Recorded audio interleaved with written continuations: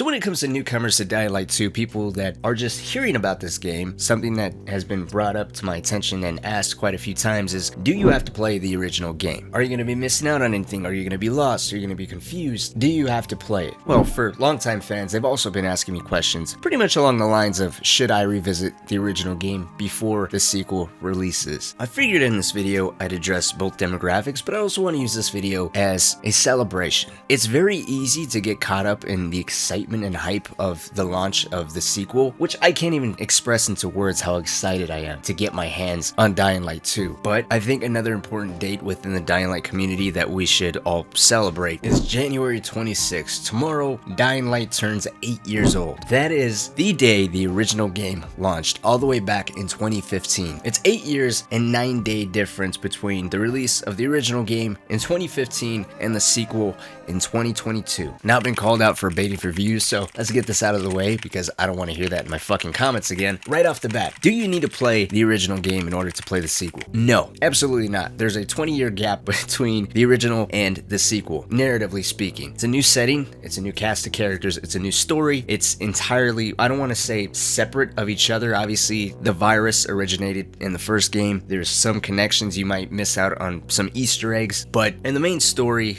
the main characters, the main course that this game is offering, you're not going to miss out on anything if you don't play the original. However, I highly recommend you do, or at the very least, pick it up for two main reasons. The first one is you are getting a lot of content for the money. Dying Light Platinum Edition specifically should be the one that you're buying, because that version, you're not only getting the base game of Dying Light, but you're getting every single piece of content Techland has ever released for Dying Light. We're talking the Hell Raid DLC, which was a game that Techland eventually scrapped and then years later repurposed as a DLC for Dying Light. Yeah, I mean, basically, it's reskins. There's a lot of infected that essentially act the same. Some of them have new powers. The DLC has been described as a mixture of Doom and Dark Souls meets each other. It's different. I like it for the atmosphere and just how kind of off the walls it is. You can get Fire Wand, you have potions, and you know, they're crazier names, but they're just reskins or different animations for things that you would use in the open world as is. But it also comes with the big DLC, the Following. The Following DLC gives you the entire countryside of Haran, and with that, you have the ability to actually drive, specifically buggies that you can upgrade. You can upgrade them to electrocute zombies, light them on fire. You can rig the buggy with UV lights, essentially giving you a portable safe zone. And then on the smaller side, Techland has released countless of smaller DLC packs, I guess you can call them. These are small bundles that have outfits, blueprints, newer weapons. Some of the cooler stuff worth mentioning is like the Van Crane bundle, which comes with a pistol that fires silver bullets. It's a one-shot, and it actually can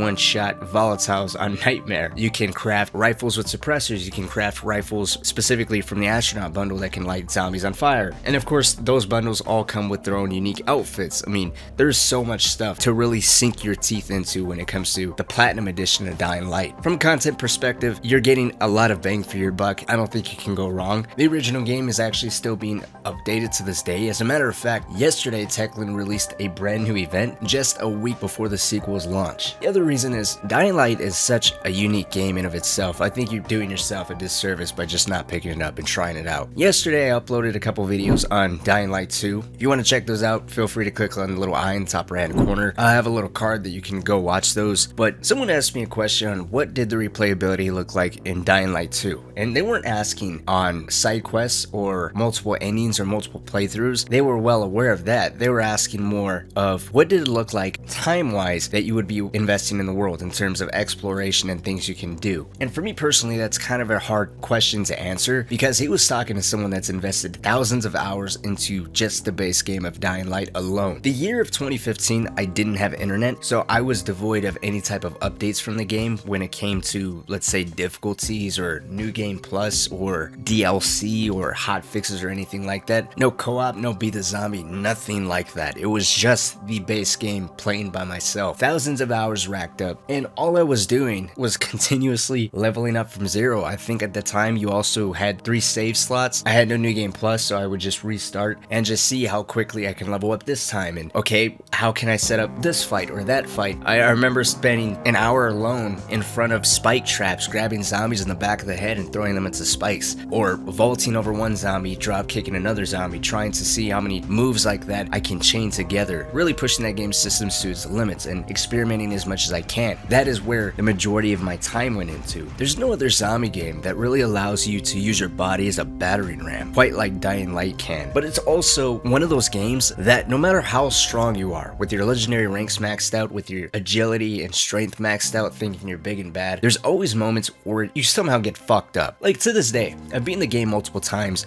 completely maxed out, fighting that demolisher in the pit. There's always at least one moment where I have that oh fuck sense and my heart drops. Sometimes it's a quick second, other times it's like, damn, he really has me cornered here. And that's what I love. You know, you can never recreate that first time when you fight him. You're obviously in a situation where you have to use parkour to your advantage, but because all your weapons, your entire arsenal, your healing items, everything is stripped from you, you're placed in a situation where you have to experiment a little bit more with the parkour system, which at this time, especially if you're running through the story, most likely you weren't really doing, because maybe you might have been rushing through the story, your agility isn't that high yet, so you're constantly getting winded, so it's a cat and mouse situation here. Or the first time that you're introduced to a volatile in nighttime gameplay, and you try to make it to a safe zone and go to sleep, but then you realize time is frozen because this quest is essentially a tutorial system for the volatiles for nighttime gameplay, to really get it in your head that, hey, this ain't gonna be a cakewalk. You might be the one killing everything during the day, but at night, not everything is gonna be a pushover. Eventually, you can't get to the point where you are, again, the apex predator at night, but even then, there's still moments that show you it's very possible to bite off a little more than you can chew. For the amount of content for zombie lovers or anyone that wants anything even remotely different than what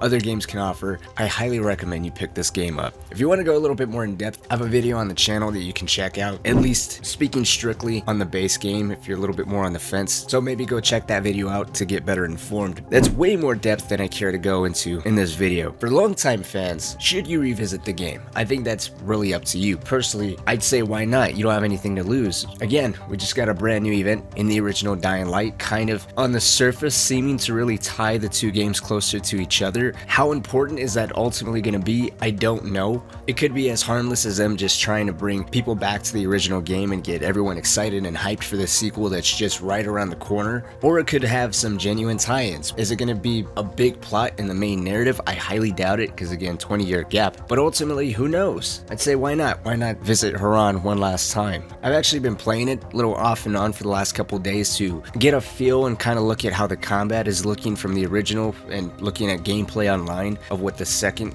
game's combat is looking like, because people were kind of comparing, contrasting, and having little reservations, complaints, comments on how the sequel's combat is looking, but we'll probably get into that into a future video. But I'd say why not? Dying Light turns 8 years old tomorrow. Why not celebrate this game one last time while we still can? To wrap this up though, I want to hear from you. What is your favorite memories from the original game? Whether it be a story plot, or just messing around with friends, or doing something like I said I was doing, where I basically invest an hour of just standing in front of spike traps, throwing zombies into them, and just watching another zombie trip over that body, fall into the spike traps, and kill themselves. Let's talk. I think story-wise, besides the pit, the other memorable moments for me would be, obviously spoilers, so maybe click off the video if you don't want to hear, but when Jade turns, when Raheem turns, and the introduction to the Screamer.